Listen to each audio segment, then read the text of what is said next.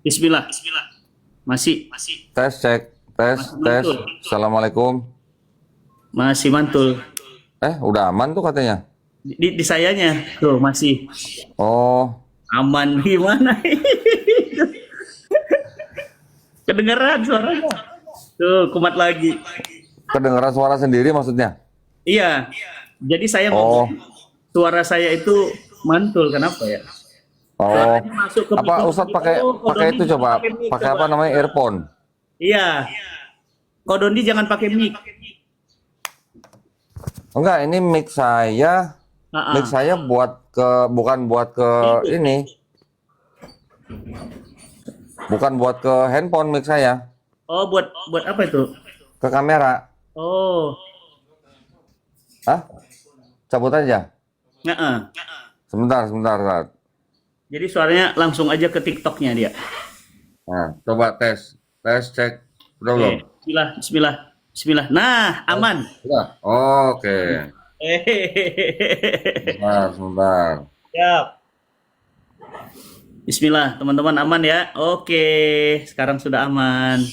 Diklik tombol share-nya ya, teman-teman ya. Nah, tuh baru Tes mulai cek, aman. tes Tes. tes. Oke. Suara saya gimana saat? Cash, dilarang hutang, cash. Yes. Dilarang utang. Koko, Nah, ini sudah, pagi ini terima kasih alhamdulillah. banget. Kemarin antum setelah roadshow-in sebuah event spektakuler. Nah, kita, Spektakuler. aduh luar biasa ya, Masya Allah itu Nah, energi, juga fisik, pikiran dan yang lainnya. Alhamdulillah sekarang kita sudah bisa live lagi dan alhamdulillah. pingin banget semua yang hadir di sini pingin belajar langsung. eh, tentang monoteisme itu berubah menjadi ajaran Trinitas. Ini Masya tentu Allah. banyak banget kita di antara kita pun orang-orang beriman kadang-kadang nggak mengerti gitu ya. Kenapa kok bisa ya Hmm, berubah gitu ya? Yang tadinya ajaran tauhid sama gitu ya, tiba-tiba jadi Masya Allah. jadi begitu rupa ya dan menjadi isu dunia. Ini kan ngeri banget ya. Ya. Kok bisa Itu begitu? ngomong-ngomong yang milih topik siapa, Tat? Nggak tahu saya juga. Waduh. Nah, keren. Topiknya keren. Bagus, bener. Iya, Topiknya saya bagus. saya saya aja bingung apa mungkin tim saya ngambil dari YouTube ya nggak tahu. Waduh, keren, Saya, keren, saya keren. kira malah Kodon yang milihin tema itu monoteisme berubah jadi trinitas gitu kan? Semalam saya lagi rapat gitu ditanyain sama Melisa, kok temanya apa? Aduh, gimana apa ya lupa. Belum belum kepikiran gitu. Tahu-tahu si Melisa ngirim, kok ini gimana? Oh, bagus ini bagus gitu langsung saya pikir waduh, Ustadz Fatih Karim keren nih milih judulnya. Waduh, Wah, alhamdulillah. Siap, Ustadz. jalanin tuh. Nah, itu kita pingin belajar kok pagi ini gitu kan. Ya, Terus terang saya pun harus terus mengasah ilmu, pengetahuan, keimanan itu bertambah dengan ilmu. Gimana sih proses secara histori, secara sejarah, secara keyakinan, kok bisa ya. ya monoteisme itu yang tadinya ajaran yang baik, bersih, lurus, ya tauhid, Hmm. kemudian berubah menjadi campur tangan otak manusia, akal manusia, dan itu terjadi berabad-abad gitu ya. Dan Enggak berapa dapat, Ustadz. berapa abad? Enggak berapa dapat, beribu-ribu tahun. Oh, nah itu ya, berabad-abad lebih parah lagi, beribu-ribu tahun, Beribu-ribu tahun, bukan beribu-ribu berapa tahun, tabat.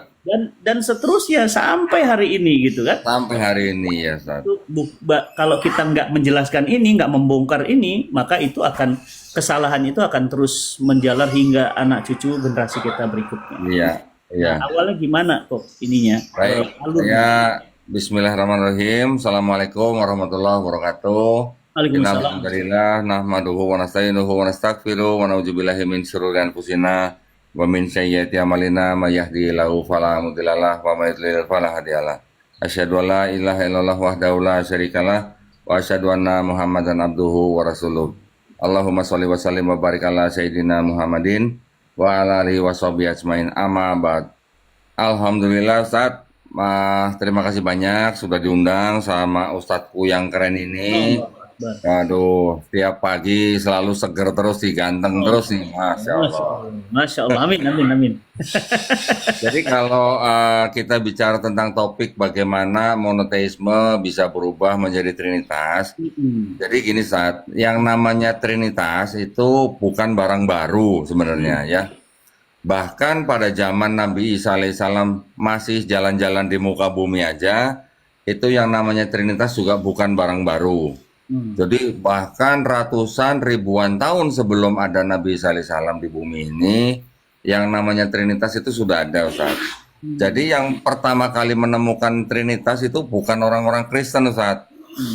Nah, kenapa? Karena ribuan tahun sebelum ada Nabi Isa alaihissalam, bangsa-bangsa yang di sekitar daerah Mediterania, Ustaz ya. Mm. Daerah Mediterania itu saya bicara berarti dari mulai Eropa, Eropa Selatan, turun ke Sumeria, Persia, Babilonia, bahkan sampai ke melipir ke India, turun terus geser lagi ke Palestina, bahkan sampai ke Mesir, ya Afrika bagian utara itu semua kita sebut dengan daerah Mediterania. Memang orang-orang di sekitar situ sudah terbiasa yang namanya menyembah dewa-dewa yang disebut dengan dewa-dewa yang triad, Ustaz. Iya. Triad ya.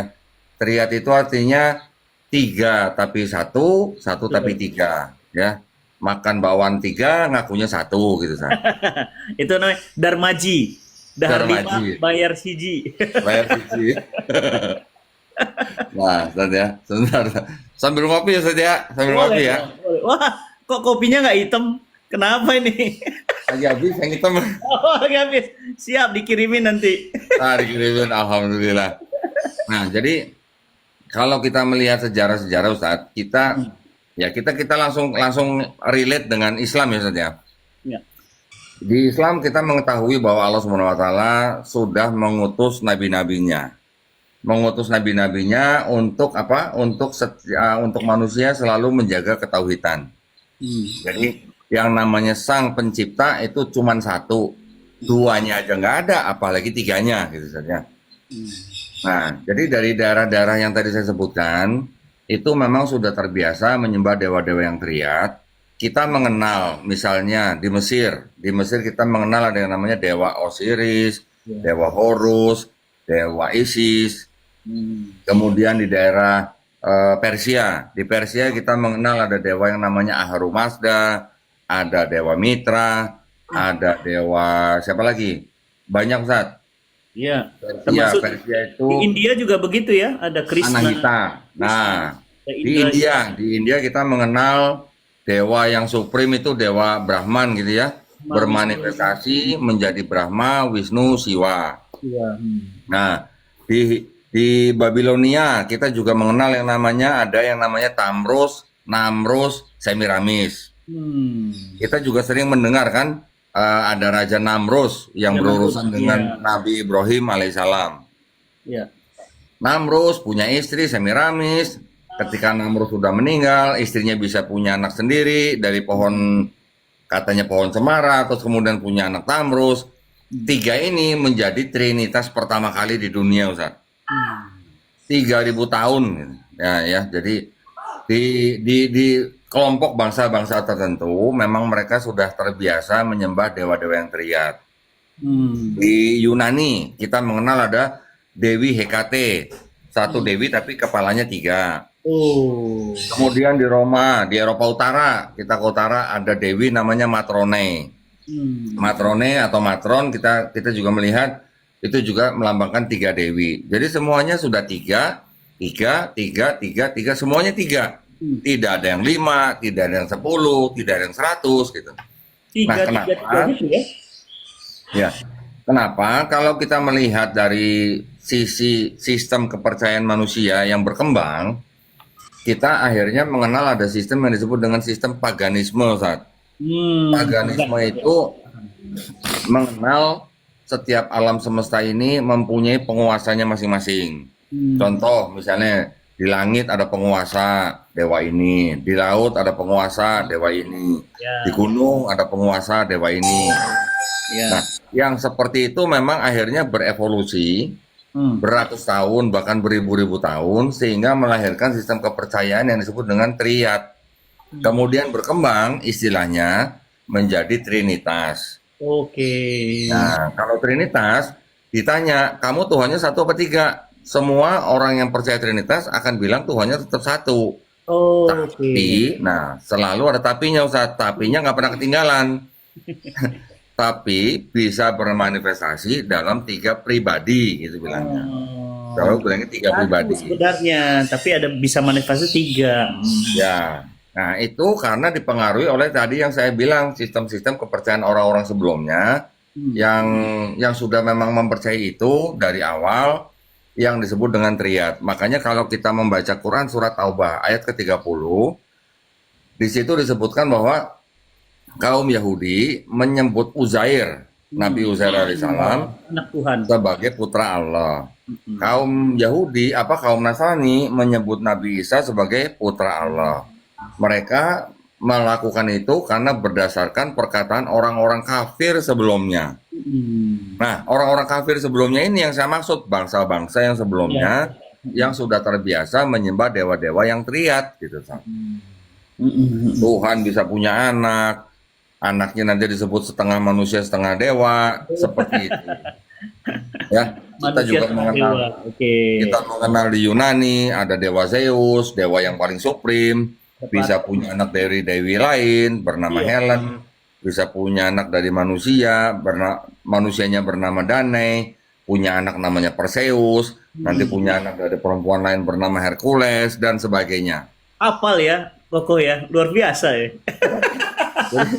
Ya, memang itu yang menjadi kepercayaan orang-orang zaman dulu yang akhirnya juga berkembang Ustaz. Dimasuki lagi oleh paham-paham yang namanya juru selamat itu dia mati disalib, bangkit hari ketiga, lahir 25 Desember dan sebagainya.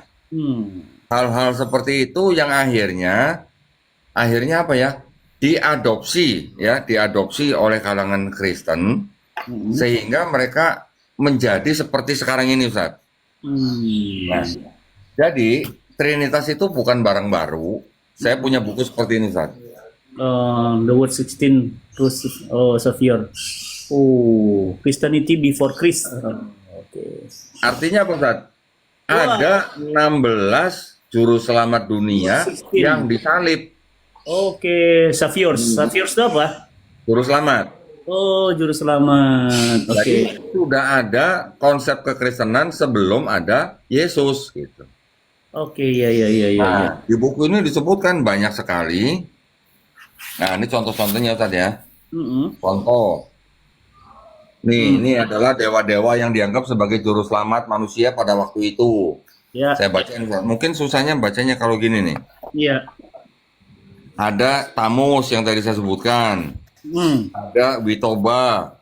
Ada Hindu Sakya. Ada lagi nanti siapa nih? Prometheus, ada Quirinius, ada apa nih? Quetzalcoatl, ada Jesus, ada Iao, ada Tulis, ada Indra, Itu Tuhan semua. banyak sekali. Nah, jadi kalau disebutkan Yesus sebagai Tuhan dan Juru Selamat yang mati disalib kemudian bangkit dari ketiga, itu bukan barang baru Ustaz gitu jadi. Oke. Jadi jauh sebelumnya sudah ada belasan tokoh-tokoh yang dianggap sebagai dewa setelah mereka disalib dan sebagainya. Kurang lebih ceritanya tuh begitu, sama-sama lagi begitu. Nah, ya. Nah, sekarang kalau kita bicara Trinitas, di Sumeria kita mengenal ada dewa yang namanya Anu, Enlil, Ea. Itu ada sebuah kalimat begini Ustaz, saya bacain Ustaz ya. The universe was divided into 3 regions. Jadi alam semesta terbagi menjadi 3 daerah atau 3 regional. Di mana each of which became the domain of a god. Jadi di mana masing-masing wilayah itu menjadi wilayah daripada seorang dewa. Dewa Anu itu menguasai langit. Bumi diberikan kepada Enlil. Sedangkan Ea menjadi penguasa air. Nah, ini adalah konsep-konsep pagan. Mm-mm. Sama-sama mereka menguasai the triad of the great gods. Jadi mereka tiga-tiganya menjadi satu dalam menguasai alam semesta. Itu tertulis di dalam The Larousse Encyclopedia of Mythology Hmm. 1994 halaman 54 sampai 55 ya. Hmm. Ini Baris teman-teman paling kalau mau atas nggak? catat nih. Di Ini baris berapa? Di lembar keberapa? lembar halaman 54 sampai 55 ya. Bukunya namanya The Larousse Encyclopedia of Mythology. Hmm. Nah, kemudian tadi kita apa namanya? Sebentar. Kita pernah mendengar yang namanya Aristoteles ya, Ustaz ya. Hmm. Nah, Aristoteles, oke. Aristoteles itu mengatakan begini, Ustaz, bahwa sesuai dengan perkataan orang-orang Pitagoras, ingat ya Pitagoras, Ustaz ya, Ya, matematika. segitiga. Ya, Pitagoras. Sesuai dengan perkataan orang-orang Pitagoras, alam semesta ini dibatasi dengan tiga, Hmm. awal, tengah, akhir. Hmm. Ya, kami menggunakan hukum ini untuk menyembah dewa-dewa kami. Oh. Nah, ini Aristoteles. Ya, itu bukunya ada di dalam buku judulnya Aristotle, The Kailo, buku yang pertama. Hmm. Nah, ya. Kemudian tadi saya juga sudah menceritakan bahwa ada konsep Tuhan atau dewa yang menjadi manusia, ya. Contoh tadi dewa Zeus punya anak dan sebagainya. Sistem kepercayaan itu tadi disebut dengan sistem Helenisme Yunani. Hmm. Nah, jadi ada Helenisme Yunani, ada paganisme Romawi, Weh, nanti ada ada nggak sih, weh? waduh. Ada nggak sih hadiah? Nah, jadi ketika seorang manusia yang dianggap sebagai tokoh yang penting, ketika lahir pun itu sudah ada yang mencatat apa sebagai apa? Sebagai juru selamat bagi manusia. Contoh misalnya Julius Caesar ya Ustaz ya. Julius Caesar. Hmm. Julius Caesar itu ada kalimat bunyi begini Ustaz. He is descendant of Ares and Aphrodite, the god who has become manifest and universal savior of human life. Ya, itu tertulis ada di dalam inskripsi Efesus. Hmm. Julius Caesar. Begitu juga ada yang namanya Kaisar Agustus di Romawi, ya. Kaisar Agustus di Romawi dicatat bagaimana the birthday of the god has been for the whole world the beginning of good news concerning him. Himnya maksudnya Kaisar Agustus. Itu tertulis di dalam Prayin Calendar Inscription. Artinya hari kelahiran dewa bagi seluruh dunia adalah awal dari kabar baik tentang dia. Dianya ini Kaisar Agustus. Nah, jadi konsep-konsep yang tadi ada Helenisme, ada paganisme, ini bercampur, ini semuanya digabung menjadi atau diadopsi oleh kalangan teman-teman yang Kristen. Oh. Saya punya buku ini juga, Ustaz. Oh, adopsian ya? Adopsi. Ini adalah Apologize. Oke. tulisan daripada Bapak Gereja bernama Justin Martyr di abad kedua. Justin Martin. Hmm. Ini buku ini atau surat ini ditulis oleh Bapak Gereja Justin Martyr, ditulis dan ditujukan kepada Kaisar Titus, Aelius, Adrianus, Antoninus, Pius, Augustus, Caesar. Hmm. Panjang banget namanya, Ustaz. Titus Pionus. Ya. Dan juga ditujukan kepada anak dia yang menjadi seorang filsuf di Romawi, namanya Verisimus. Hmm. Juga ditujukan kepada Lucius, filosofer juga, ya, atau filsuf.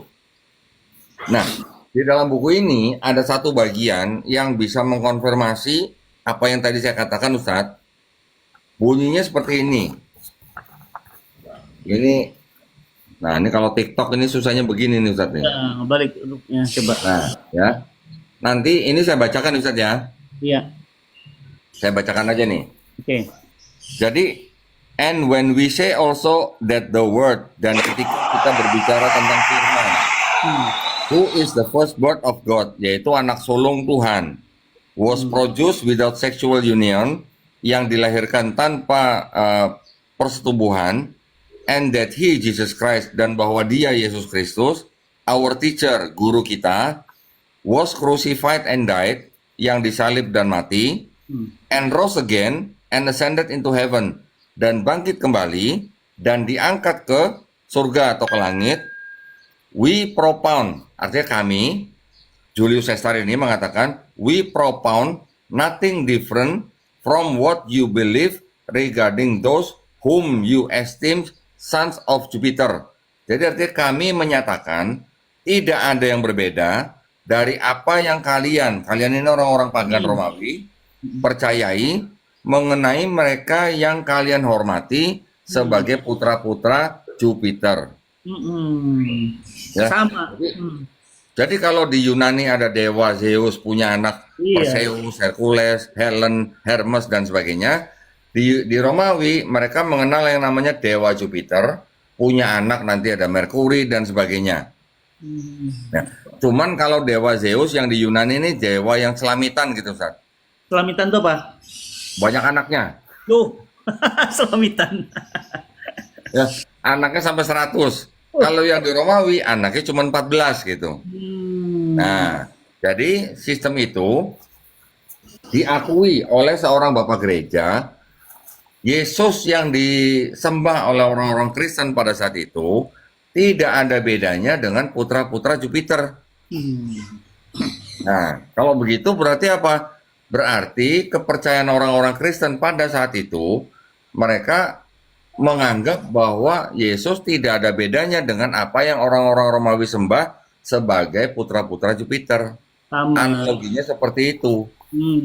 Ada satu lagi, begini Ustaz, tulisannya, ya saya bacakan nih, saya bacakan ya. And if we even affirm that he was born of a virgin, accept this in common with what you accept of Perseus. Nah, Perseus adalah anak dewa Zeus.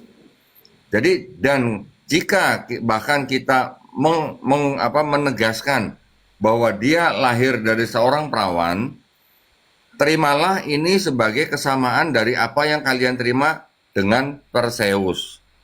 Nah, ini yang cukup apa ya, Tad ya?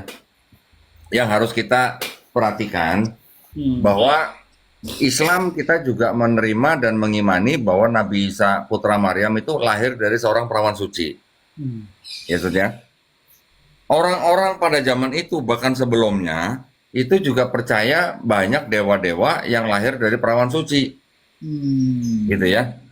Jadi ketika di Kristen percaya Yesus adalah lahir dari perawan suci Maria, Islam kita juga percaya Nabi Isa alaihissalam lahir dari perawan suci Maryam, gitu kan?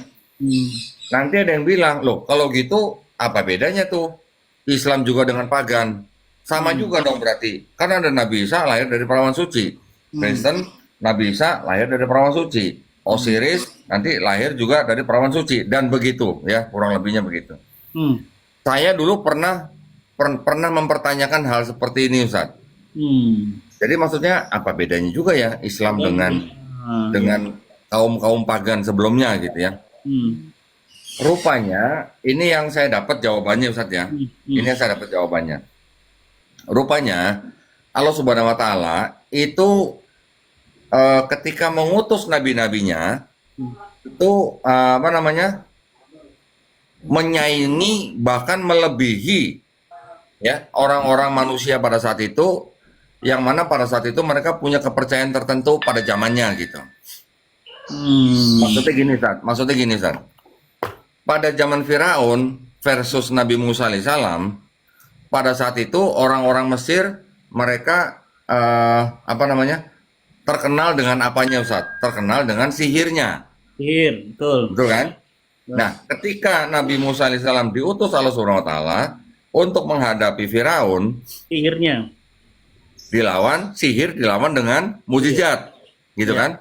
Kalau orang lain di luar orang yang tidak beriman melihat mujizat yang dilakukan oleh Nabi Musa alaihissalam, mereka melihat itu sebagai sihir.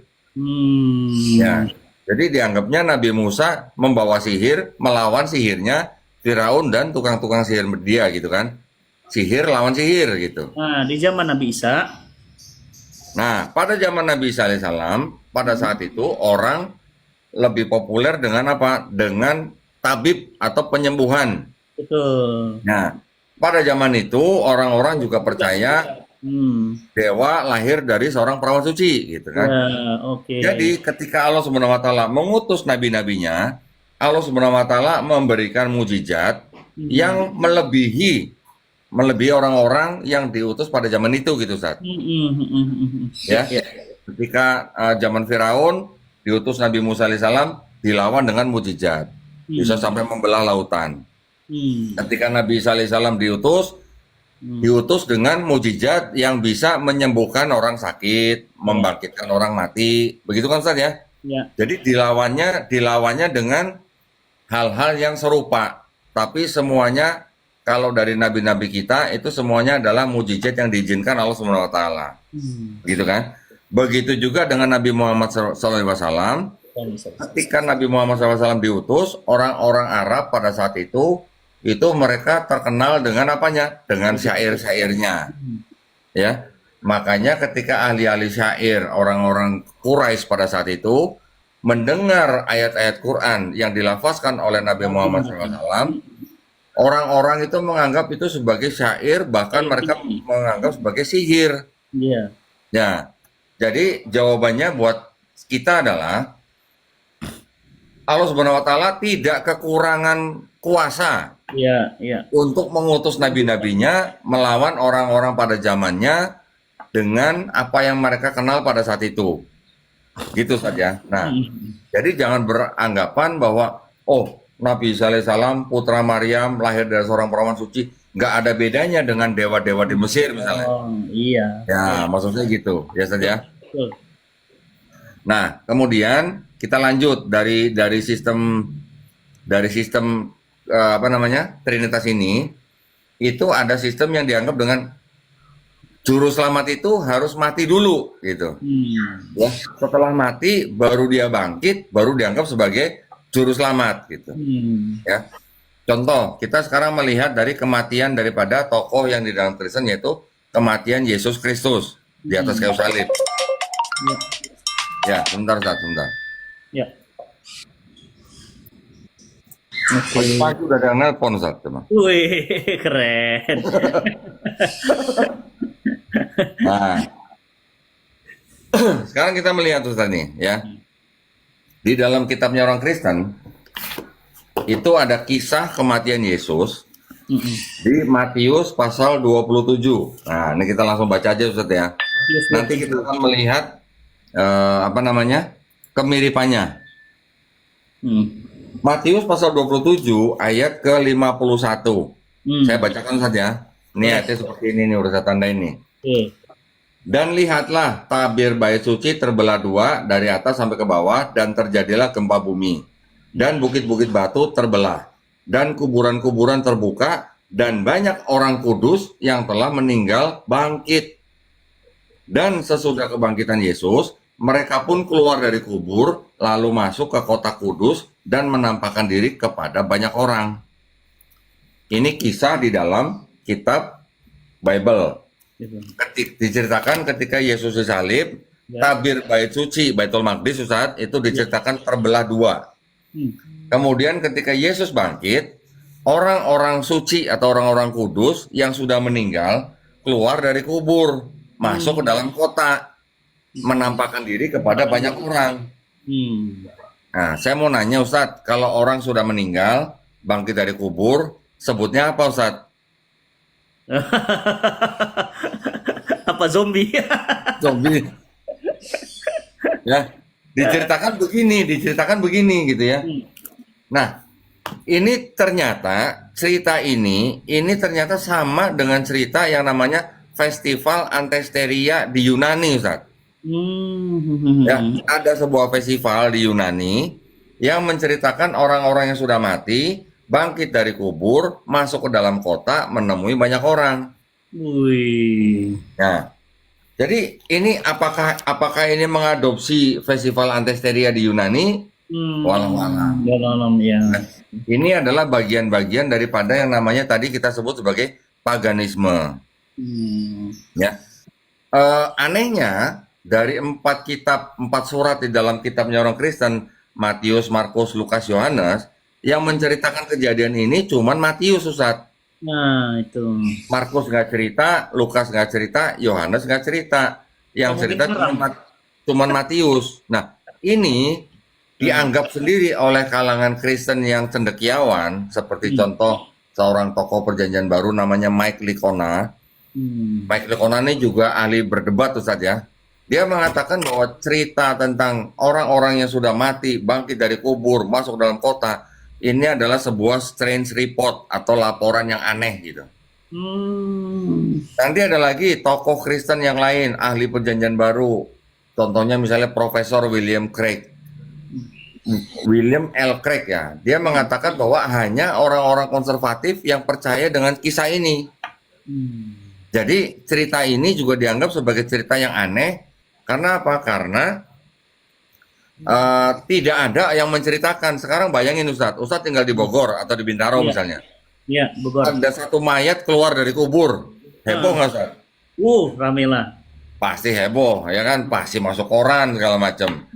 Tetapi kok bisa yang cerita ini kenapa cuman Matius gitu maksudnya? Hmm. Ya, gitu saja.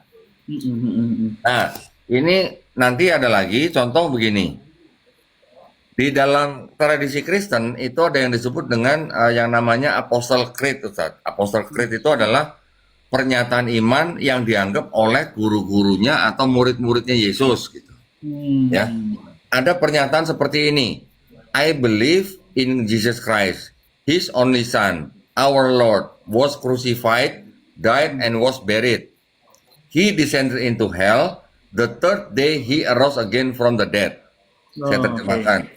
Ya. Saya percaya di dalam Yesus Kristus, anak tunggalnya yang telah disalibkan, mati, dan telah dikubur. Dan dia turun ke neraka. Pada hari ketiga, dia bangkit lagi dari kematian. Ini adalah yang dianggap sebagai pernyataan atau akidahnya orang-orang Kristen awal, Ustaz ya. Hmm. Nah, ternyata di Sumeria yang tadi kita sebut, di Sumeria itu ada kisah tentang Nabi Dewi namanya. Dewi namanya Dewi Inanna. Ya, Dewi Inanna diceritakan, from the great heaven, Inanna set her mind on the great below. Dari surga yang agung, Inanna diceritakan sebagai berikut. Inanna abandoned heaven. Inanna dikeluarkan dari surga, abandon earth, dikeluarkan dari bumi, and descended to the underworld. Jadi turun ke dunia orang mati. Gitu. After 3 days and 3 nights had passed, death let Inanna arise. Setelah 3 hari 3 malam, Inanna bangkit dari kematian. Mirip nggak Ustaz tadi sama yang Apostle Creed? Iya. Inanna itu apa? Inanna? Dewi Inanna. Oh, Inanna. Ya. Jadi ada pernyataan Apostle Creed, kalangan dari tradisi orang Kristen, tapi ribuan tahun sebelumnya sudah ada kisah, ada tulisan bahwa ada Dewi Inanna, juga seorang dewi turun ke dunia orang mati, pada hari ketiga dia bangkit. Nah, mirip nggak Ustaz? Iya. Kalau mirip begitu, apakah kira-kira Kristen ini kebetulan pagan gitu? Nggak kebetulan sih. Nggak kebetulan itu. Ini Dewi Inanna mirip dengan Apostle Creed. Iya. Tadi yang di Matius ada orang mati sudah keluar dari kubur, mirip dengan festival Antesteria di Yunani. Julius Caesar, Kaisar Agustus ketika lahir disebut sebagai juru selamat, kabar baik. Begitu juga di dalam kitabnya orang Kristen, kelahiran Yesus, di Markus pasal 1 ayat 1, Yesus juga disebut kabar baik. Julius Caesar, Kaisar Agustus, Yesus Kristus, kelahirannya disebut sebagai kabar baik. Kalau gitu, apakah Kristen kebetulan pagan? Gitu. Ya, ini baru 3 nih tadi Tat ya. Baru 3. Jadi ada konsep Trinitas, ada kematian, ada kelahiran. Ya. Iya. Nanti ada lagi konsep yang tadi saya bilang, yang tadi manusia menjadi setengah manusia, setengah dewa. Dewa Hercules, dewa Perseus, ya. Itu juga menjadi bagian daripada yang diadopsi oleh Kristen. Oke. Kemudian berikutnya eh tentang kematian udah, tentang ini Udah. di dalam Kristen itu ada konsep perjamuan kudus, Ustaz. Ya, Perjamuan kudus ya. perjamuan kudus. Jadi kalau kita melihat teman-teman Kristen setiap bulan, kalau saya dulu di Kristen Protestan juga setiap bulan ya Ustaz ya. Kalau di Katolik disebutnya sebagai Ekaristi. Hmm. Ya, perjamuan kudus itu apa? Perjamuan kudus itu adalah seperti ritual. eh di depan mimbar gereja itu ada meja, nanti ada roti dan anggur yang dibagi-bagikan kepada jemaatnya. Oke. Itu sebagai perjamuan kudus. Itu dilakukan untuk memperingati apa yang sudah tertulis di sini ketika Yesus melakukan perjamuan kudus sebelum diceritakan Yesus dibunuh dan disalib. Hmm. Ya, ceritanya gitu ya. Kalau di kitabnya orang Kristen itu ada saya bacakan di Yohanes pasal 6 ayat ke-52 kalau nggak salah, sebentar. Wih, hafal banget ya. Saya bacakan Ustaz ya. Oke. Sebentar, Yohanes pasal. Wah, Nah, ini. hafalannya terganggu nih. Maka kata Yesus kepada mereka, aku berkata kepadamu, sesungguhnya jikalau kamu tidak makan daging anak manusia, maksudnya roti yang melambangkan tubuh Yesus, dan minum darahnya, yaitu dilambangkan dengan anggur, kamu tidak mempunyai hidup di dalam dirimu. Barang siapa makan dagingku dan minum darahku, ini bukan apa namanya? Bukan vampir ya Ustaz ya, minum darah ya. Daging ya. Barang siapa makan dagingku dan minum darahku, ia mempunyai hidup yang kekal dan aku akan membangkitkan dia pada akhir zaman. Hmm. Jadi tubuh Yesus dilambangkan dengan roti, darah Yesus dilambangkan dengan anggur. Oh. Pada saat mereka melakukan perjamuan kudus, dianggapnya barang siapa yang makan roti dan minum anggur yang merupakan lambang tubuh Yesus dan darah Yesus, orang-orang itu selamat. Ya, ini disebut dengan perjamuan kudus. Ternyata Ustadz, di Mesir sudah ada tradisi begitu dari dewa Osiris. Ketika kita membaca teks-teks yang ada di dalam peti mati, disebut dengan coffin text, ya. Itu ada teks-teks yang berbunyi begini, Ustadz. The valley gives you bread from the burial of her father Osiris. Itu ada di teks nomor 22. Di teks yang nomor 67 disebutkan your loaves are Osiris. Ya. Di teks yang nomor 394 ditulisnya my blood is drunk, even my redness. Jadi ada tulisan lagi, you are wine, you are not wine, but the gods of Osiris. Jadi tubuh dan darah Osiris, dewa Osiris, juga dilambangkan dengan roti dan anggur. Oke, sama ya. Barang siapa makan tubuh Osiris dan minum darah Osiris, mereka akan selamat. Duh, kok sama? Kalau gitu, kebetulan pagan atau enggak gitu, Sat? Enggak. Kok sama-sama anggur sama roti gitu, sama. Nah itu makanya, jadi tradisi yang sudah ribuan cari yang tahun. lain gitu, apa misalnya makan dodol kayak apa kayak gitu. Ya. Nah, ada teks piramid yang nomor 610, Sat. Dia bacanya begini, saya bacakan. Your eyes are opened by the earth, your limbs are gathered. Raise yourself up when the great bread and this wine like water were given to him. Mirip, ada bread, ada wine, ada roti, ada anggur, ada tubuh, ada darah. Barang siapa makan tubuh dan minum darah orang tertentu atau tokoh tertentu, dia selamat. Nah, saya dulu tiap bulan juga ikut perjamuan kudus, Ustaz. Itu bedanya beliau sama saya, udah pernah minum darah dan dagingnya. Waduh. Nah, ya ini adalah bagian-bagian daripada tradisi paganisme, Ustaz ya.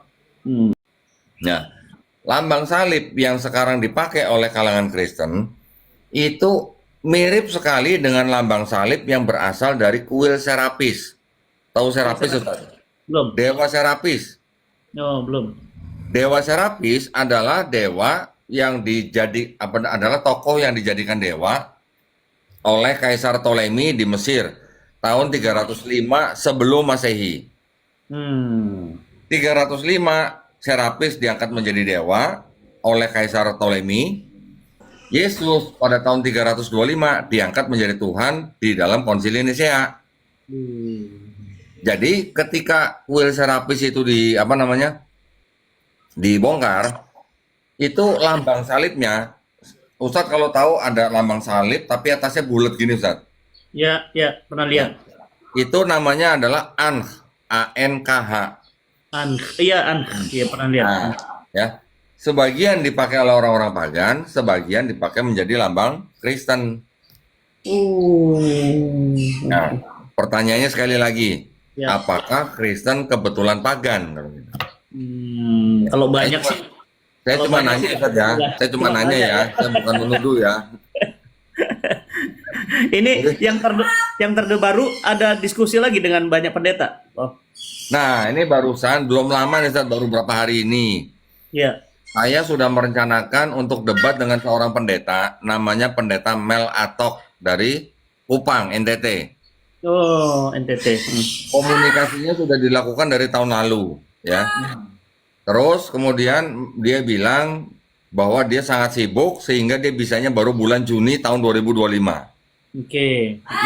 Saya dan teman-teman dengan sabar menunggu Ustaz. Ya. Ya. Ketika bulan Juni belum sempat juga, bulan Juli saya ada Zakir Naik, Dr. Ya. Zakir Naik. Akhirnya komunikasi diteruskan. Akhirnya orang itu menentukan dia mau atau bisa tanggal 29 Agustus. Oke, berarti Nah, bentar lagi. bulan ini harus Ustaz ya. Siapa dia kok? Namanya Pendeta Mel Atok Ustaz. Kenapa Kokoh mau menunggu-nunggu? Maksudnya sehebat apa sih? Karena video saya ditayangkan di gereja dia. Oh. Nah, itu.